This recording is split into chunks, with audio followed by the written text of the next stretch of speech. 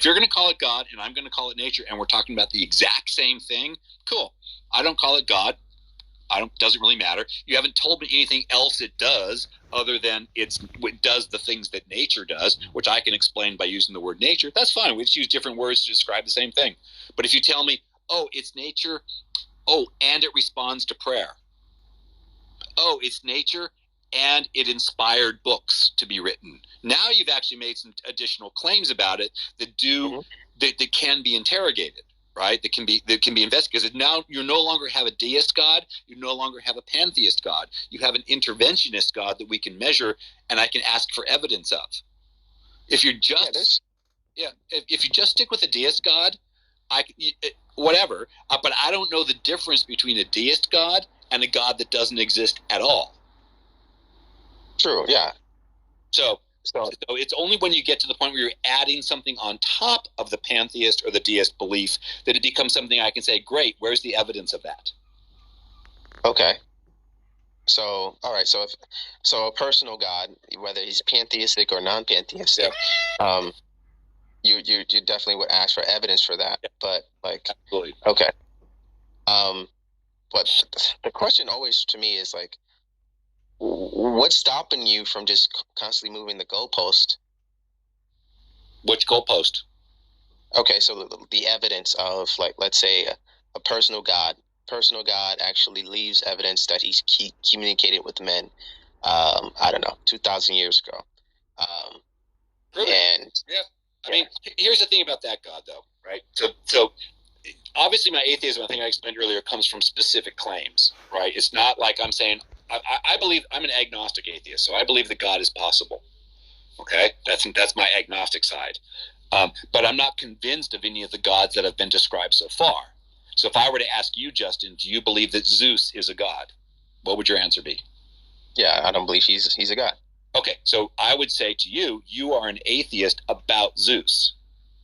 That makes sense? That would not be that by definition would not be atheist. Okay, but that's the definition we're using here, right, in this room, because we can't use different definitions of words if we're going to talk about them. The definition of atheist is lack of belief in a God claim, a specific God claim.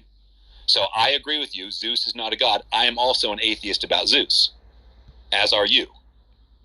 It's not a bad word. Atheist is not a four-letter word. I'm not telling you you're a fucking asshole or something like that. I'm just saying you don't believe in Zeus, so you're an atheist about Zeus. Okay. The term atheist just means without God. No, it doesn't. It does not actually. It means lack of belief in a god or gods. Okay. That's the definition we use, because any other definition doesn't lead to good conversations. This one makes it very simple. I am responding to your claim of a god, not someone else's, yours. Because I've been doing atheist debates for over 35 years, and I've been described thousands of different gods, none of which have been convincing to me. But I don't go with the idea that there's only one, and there's only one definition that I have to respond to. I don't believe that for 1 second. And so I have to respond to people's individual claims. And I actually have had people come in here and say that they believe that Odin exists, for example, a Norse god. I don't believe in any of those gods. Well, again, of the ones I've been described, I don't believe in any of them. You're correct. But it's not moving the goalposts in any way, shape, or form.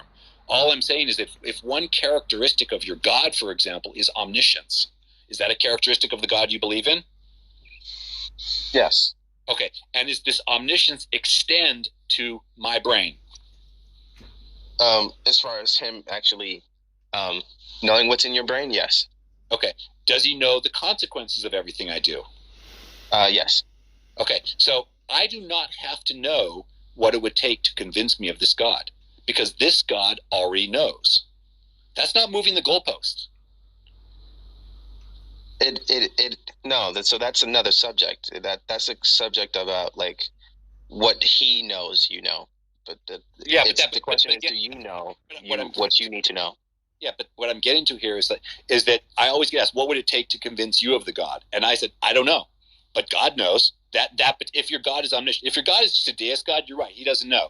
So if you're positing a deist God, right? Let's get it outside of your religion, right? If you're positing a deist God that doesn't interact with the universe, what could he do to convince me? Well, yeah, if he's trying to evangelize you, I'm sure there's I don't know what he would he would do to convince you in particular. That particular God would have a hard time doing it because he can't interact with reality. That particular, he can if he wanted. No. He could if he wanted, but again, that's not what the deist God does. But your God, on the other hand, the Christian God, absolutely interacts with reality, right?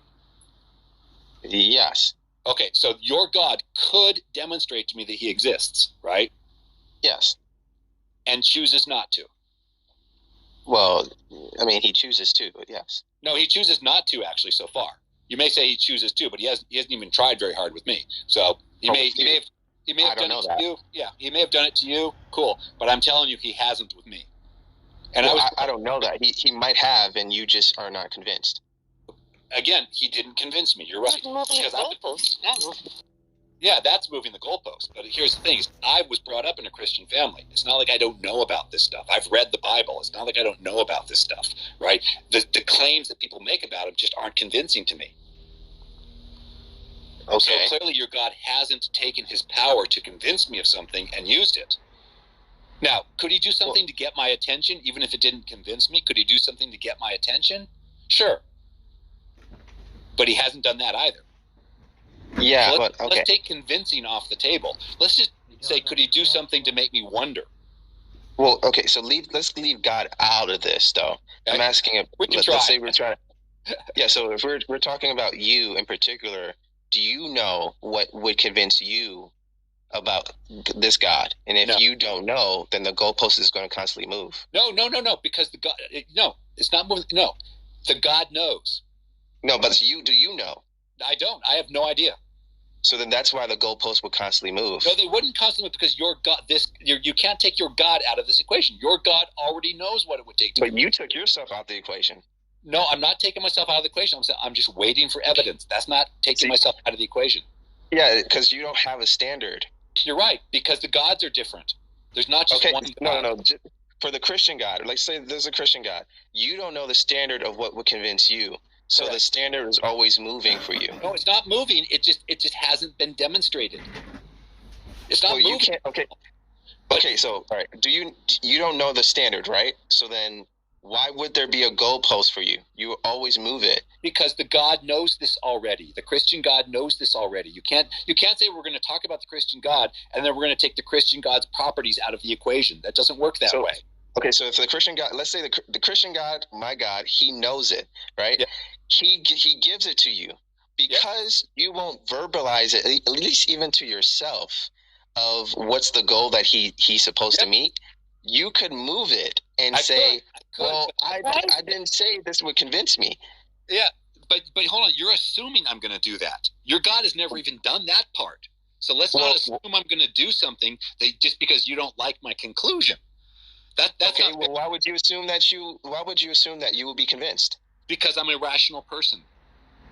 But okay, so how could you be rational? You don't know the standards of anything. Again, I don't have to know the standard if your God already knows it. You're talking about a supernatural being here. This isn't something that we can say, oh, if it moves the stick like this. But remember, I also said there are things he could do to get my attention.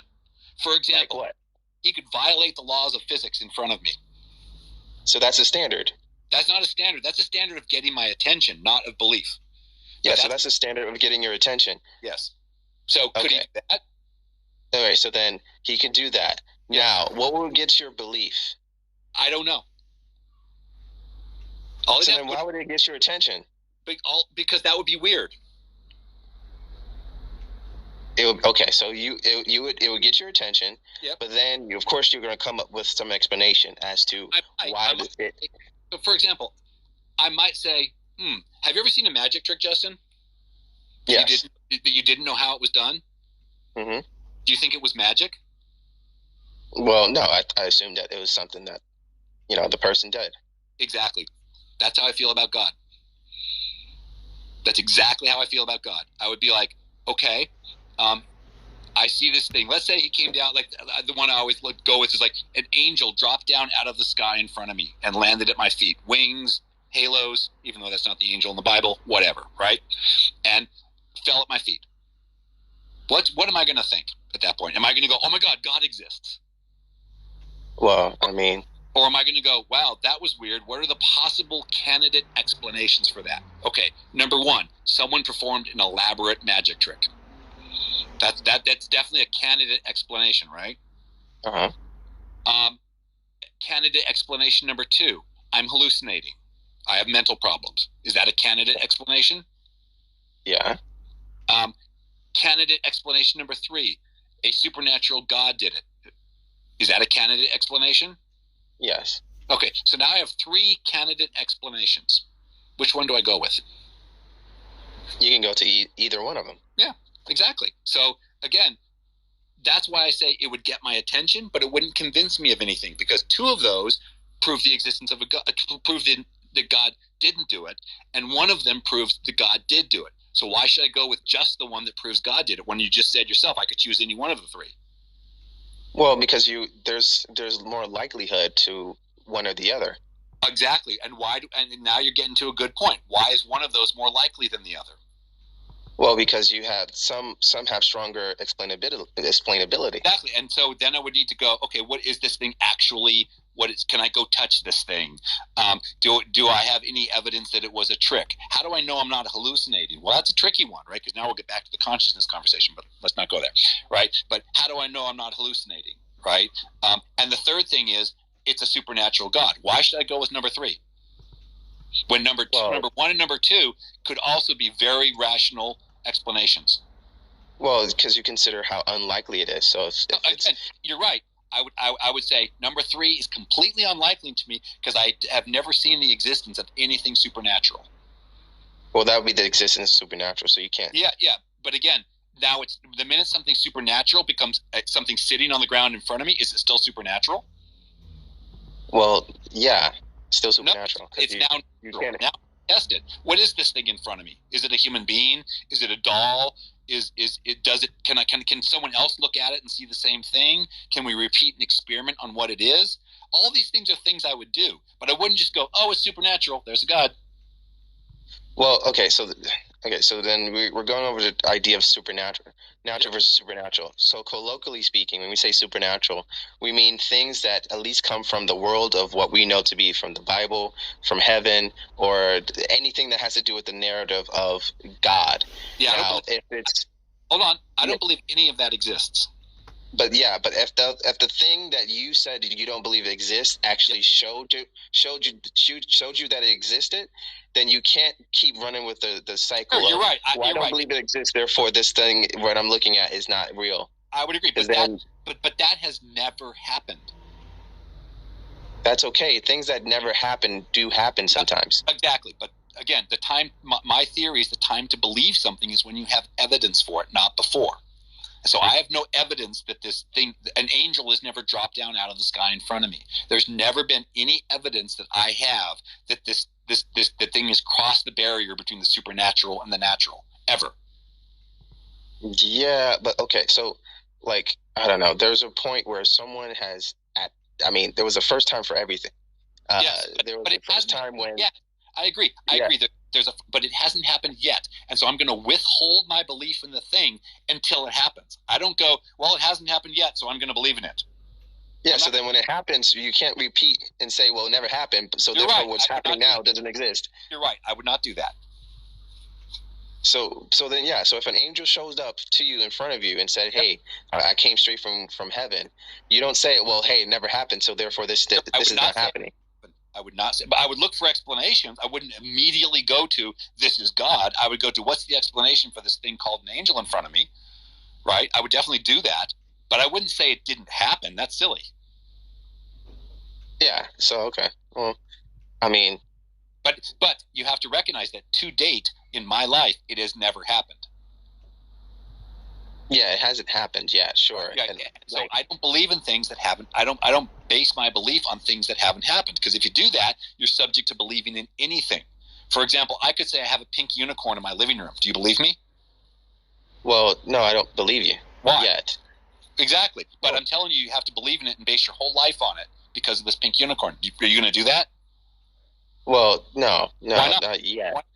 Well, because of the likelihood. Exactly. But what's the likelihood of my pink unicorn?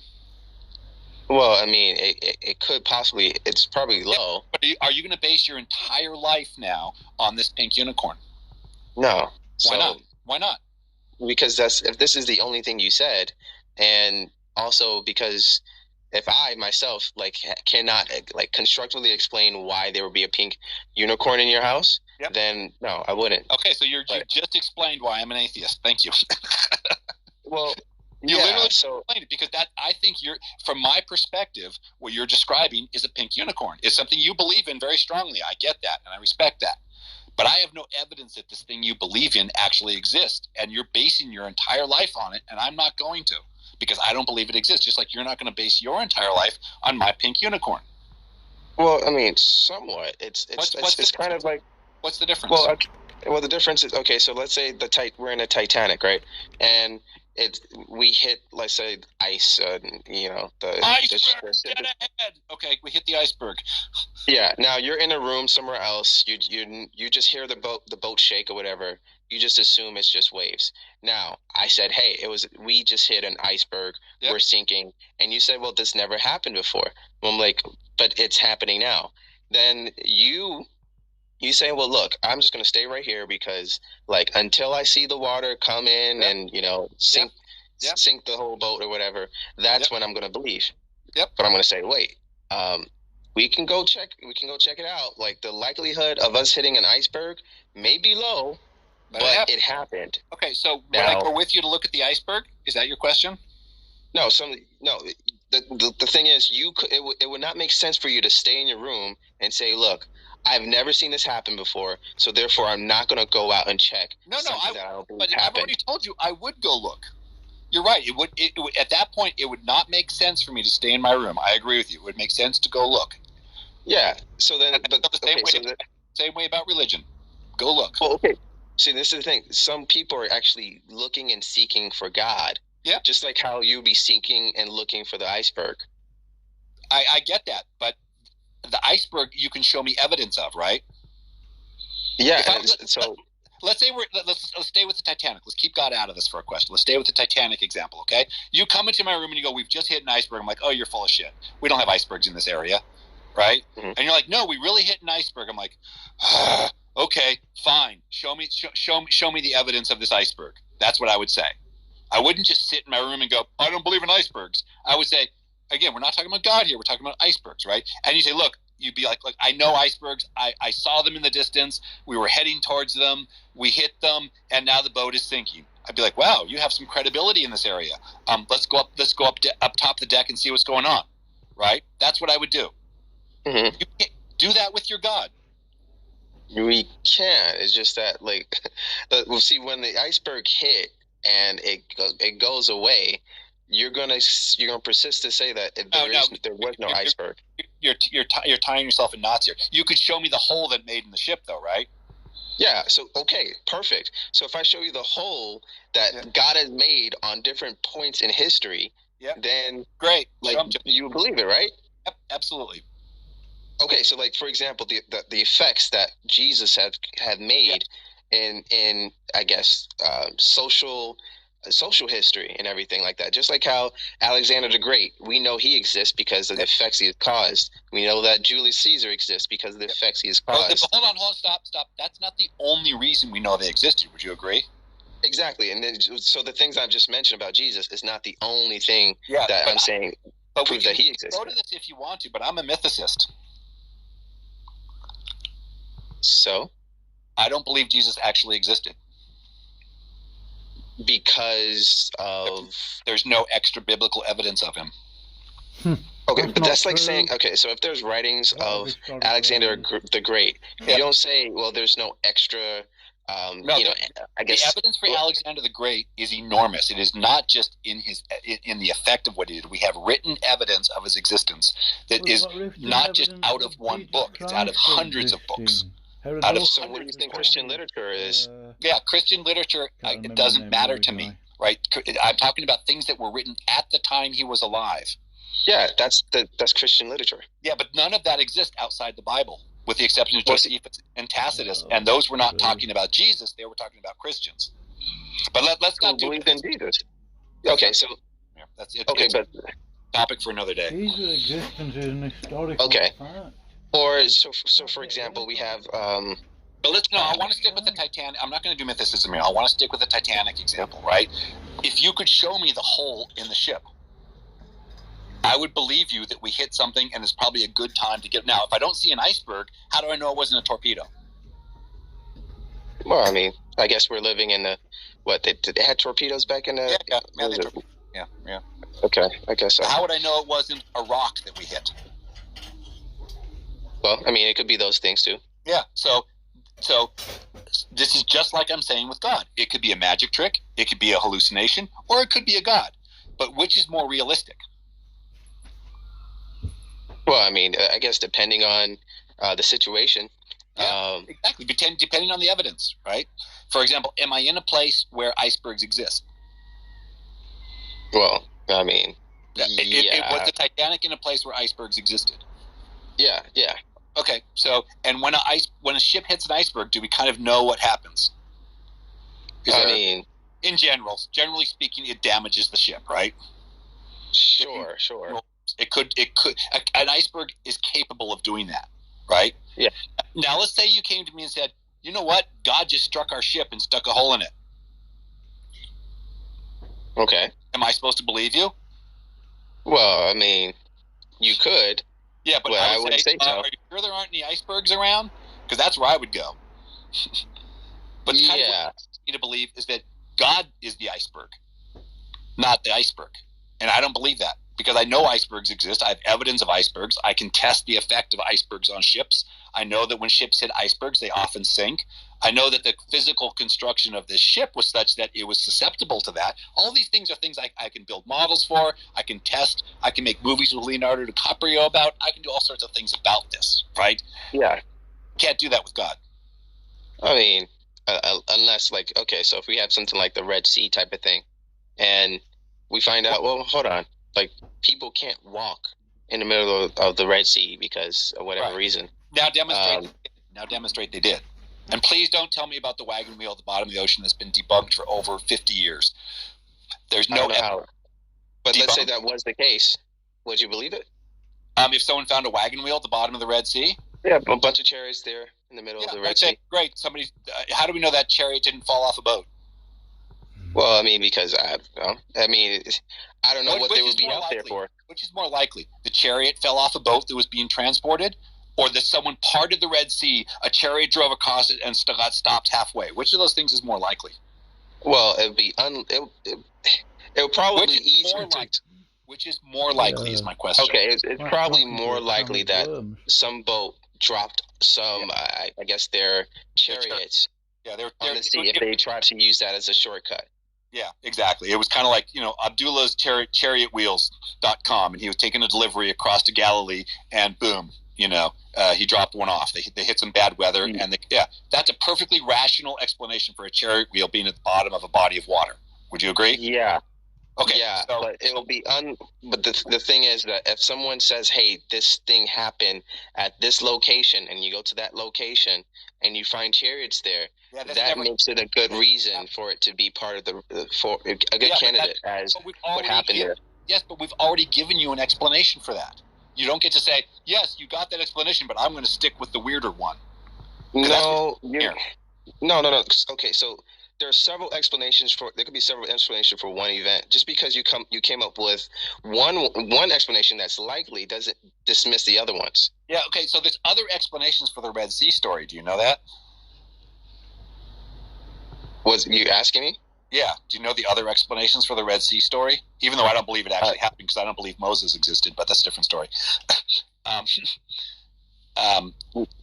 Vaguely, I mean, I can make up some explanations that I heard scholars say, such as there was an earthquake or whatever. The one that I've heard is that what if it was just a shallow part of the body of water and there was wind and it was enough for them to cross it, and that's what they did. They crossed it. It was sloggy, it was muddy, and some of their chariots got stuck. Blah blah blah. And over the years, that became a much more embellished story. That seems so much more realistic to me than it was supernatural. Then that wouldn't be the Red Sea. That would be like a whole nother river. But it could be. I mean, we don't know. Well, But again, I don't believe these stories actually happen. That's my starting point. I think they're just myths because they often have echoes of stories that came way before them from other cultures, and they have other primitive cultures. They're things that are consistently sort of the kind of mythologies that human beings tell, the kind of stories that we tell as humans. None of this strikes me as anything magical or anything like that at all. okay. I mean, sounds I get magical. let me say, I get it that you do, but I don't. I do not believe, for example, that Moses as a person existed. Well, sure. I mean, you believe the people that don't do supernatural things. That you believe everyone who did supernatural things did not exist. No, that's not true. I believe that I believe that for example, people have done magic tricks on people, and then so you can explain that. Yeah, but people who didn't know how the magic trick was done, now you have to put yourself in a very primitive culture. Okay, this is a culture that doesn't have access to science, doesn't have access to what we call the scientific method that we discussed earlier, doesn't know about things like how you formulate a concept of physics, for example, which is required for a lot of magic tricks. Okay, that didn't exist back then. But the magicians did. Yeah, the magicians absolutely did, and I think that's so they would tell their secrets. Not necessarily. Maybe they keep it a secret. Well, they keep it a secret, but they learned it from somewhere. Yeah, but it's, again, you're still talking about a magic trick at this point. Yeah, but if one human understood how to do it, then there probably were thousands. Maybe, but again, you're also talking about a culture that didn't have the communication systems that we have today. Where you say, "Hey, that's just a trick. It's a fake. Fake news." We didn't have that. So if someone was able to, they talk to each other. They go home and talk to each other. Yeah, but again, they didn't have the communication that we have that you and I take for granted today. And so if someone did a magic trick, a really good magic trick, people would go home and say, "Wow, I saw magic." And then their children would go, "Wow, my mom saw magic." And then their grandchildren would tell a story about the time their grandma saw magic. No one would ever correct it. It's not that like people gossip, people talk. Yeah, people gossip. But again, none of this is the least bit in evidence of a god. This is just evidence of people being people.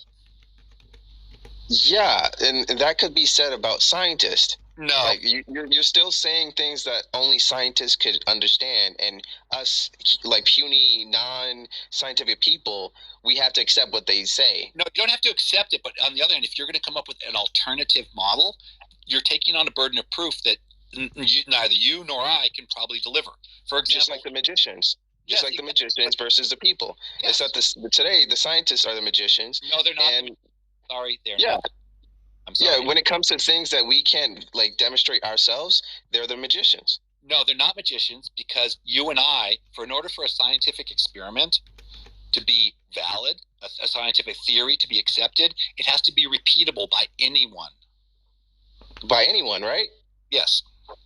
Okay, so then, so this whole peer review thing is not necessary. We all can do it. Absolutely necessary because what you need is a self-correcting mechanism for mistakes. Because we're not making claims about truth in science. We're making claims about the truth of a theory, right? The validity of a theory. Does it conform to reality? A theory is as high as you can get in science. There's no better thing in science than a theory.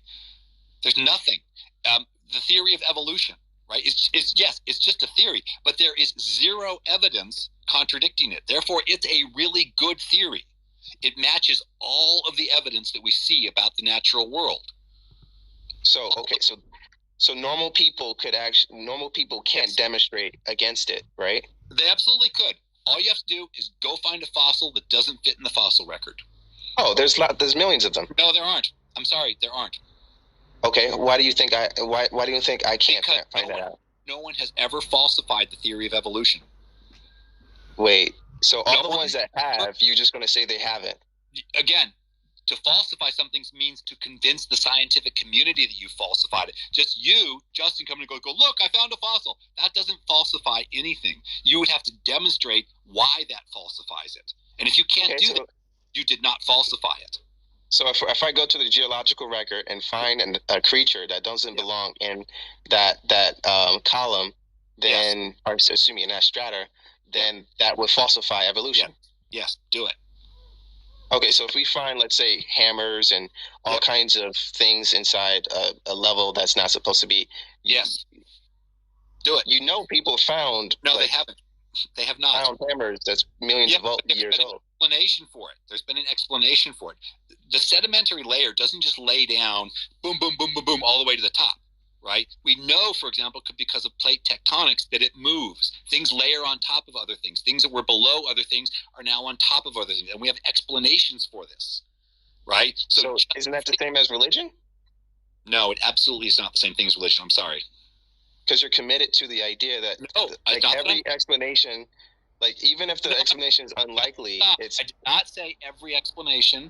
I did not say all fields of science with every discovery. I never said that. All I said was with regards to the fossil record and sedimentary strata, we know that it overlaps. We know that it is not strictly linear, and we have explanations of it because we know the geology of the area that we're looking in.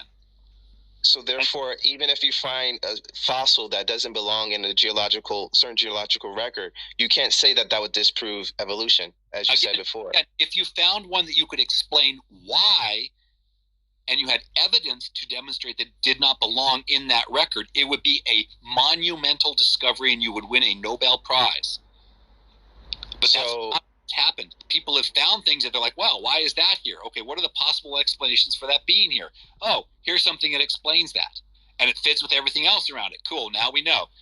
That's the way science works. It doesn't go by, oh, I found something in an odd place, therefore evolution is wrong. That's just not the way it works. So, okay, because it sounds strange. So if